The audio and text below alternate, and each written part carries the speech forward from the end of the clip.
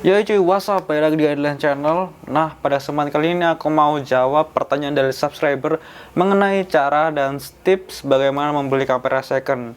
Dan sebelum kita mulai videonya, apabila kalian punya pertanyaan-pertanyaan seperti subscriberku yang ini, dan jangan lupa langsung tulis aja di kolom komentar. Oke?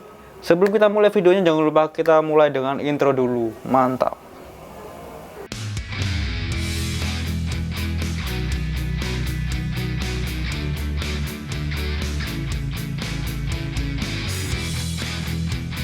Video kali ini tadi barusan aku dapat komen dari subscriber tentang dia itu nanya mengenai tips bagaimana cara membeli kamera second agar tidak tertipu, dan caranya bagaimana mengecek apabila kalian mau membeli kamera second.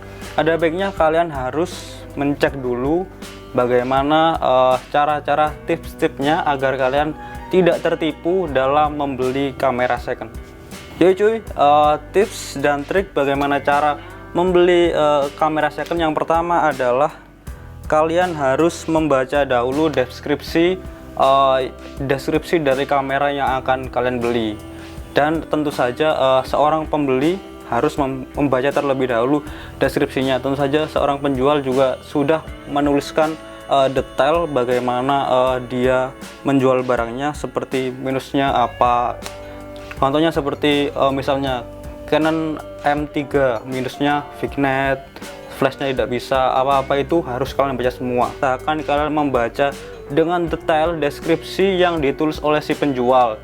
Jangan sampai ada kelewatan, karena itu sangat penting agar kalian tidak kecewa saat kamera itu datang ke kalian, baik itu melalui pengiriman maupun melalui COD atau cash on delivery, atau kalian ketemuan dengan si penjual kameranya.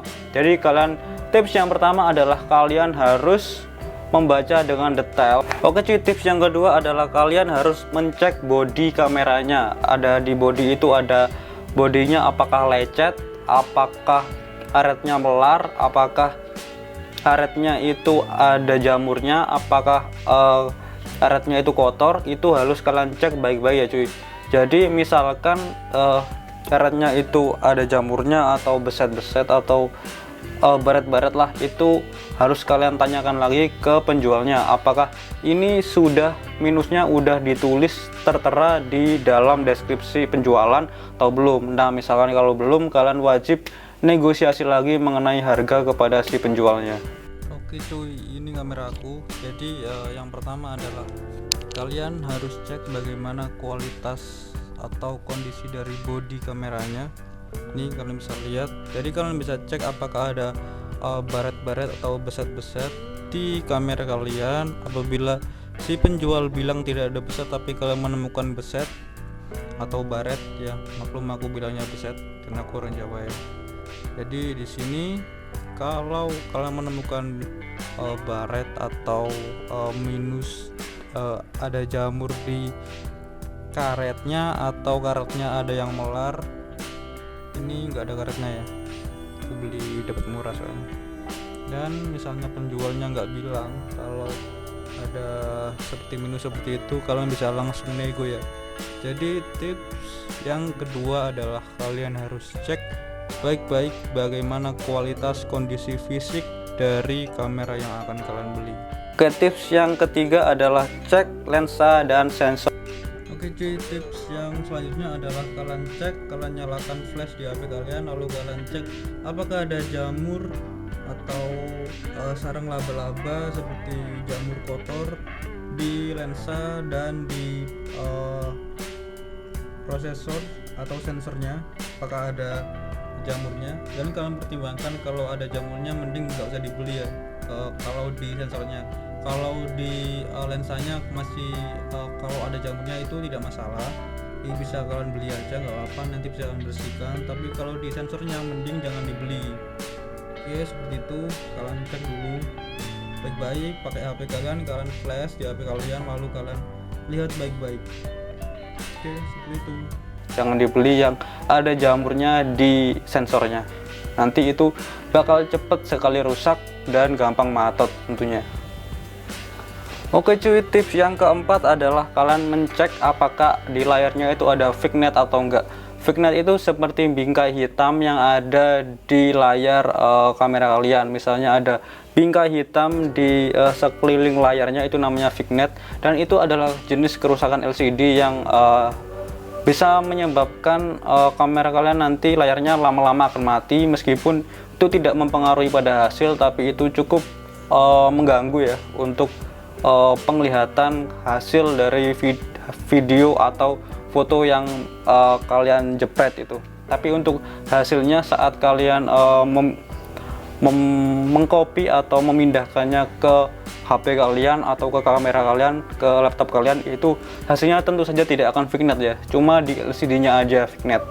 Oke, tips yang selanjutnya adalah kalian cek vignette, apakah di layarnya itu ada vignette. Vignette itu adalah garis hitam seperti bingkai yang ada di sekitar layar. Kalian lihat jeli-jeli apakah ada vignette atau bibit vignette di dalam layar kamera kalian. Kalau nggak ada itu bagus, kalau ada itu kalian pertimbangkan apakah mau kalian beli atau enggak. Tapi vignette itu tidak berpengaruh pada hasil ya guys, cuma berpengaruh pada tampilan layar kamera kalian. Kalau di hasilnya nggak pengaruh kok vignette-nya itu. Tips yang kelima adalah kalian harus cek Shutterstock-nya berapa di kamera yang mau kalian beli. Caranya gimana? Caranya mudah sekali. Kalian tinggal masuk ke website www.kamerashuttercon.com dan kalian cuma memerlukan koneksi internet dan hasil foto terakhir menggunakan kamera yang mau kalian beli. Itu mudah sekali. Kalian bisa masuk ke websitenya, langsung kalian input atau upload dari foto terakhir yang dihasilkan oleh kamera yang ingin kalian beli.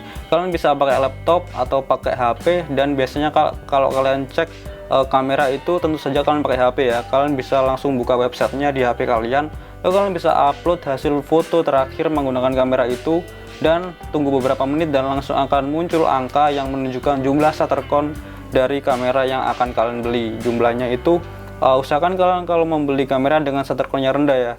Biasanya itu kamera yang memiliki Shutterstock yang tinggi itu lebih gampang rusak daripada kamera yang memiliki Shutterstock rendah.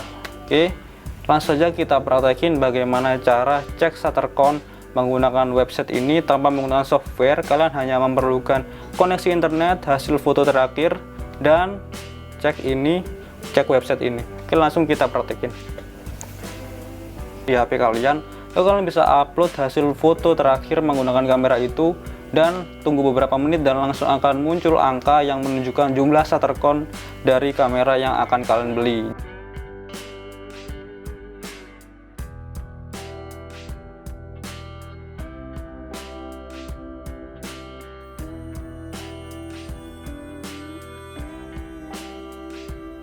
Nah, itu tadi adalah cara cek Shutterstock-nya, mudah banget kan? Oke, next tips yang keenam adalah kalian harus mencek semua port-port atau viewfinder atau jenis-jenis fitur yang ada di dalam kameranya. Meski kameranya sudah ditulis normal, tapi kalian juga harus pastikan sendiri dengan mata kepala kalian sendiri. Oke, caranya pertama kalian cek semua port-port di kameranya. Kalian buka satu persatu, kalian coba cek audionya, apakah audionya masuk atau enggak, itu kalian cek semuanya. Di viewfindernya kalian cek apakah ada beset-beset atau ada jamur di viewfindernya, itu kalian cek semua, jangan sampai ada yang tertinggal ya. Oke, tips yang terakhir adalah kalian cek menggunakan continuous burst foto. Jadi kalian bisa satu klik langsung kalian bisa mengambil banyak sekali foto dalam sekali frame itu. Jadi kalian cek itu. Kalau kalian sudah mencek bagaimana continuous shutternya dari kamera yang akan kalian beli, itu adalah hasil performa sebenarnya dari kamera yang kalian.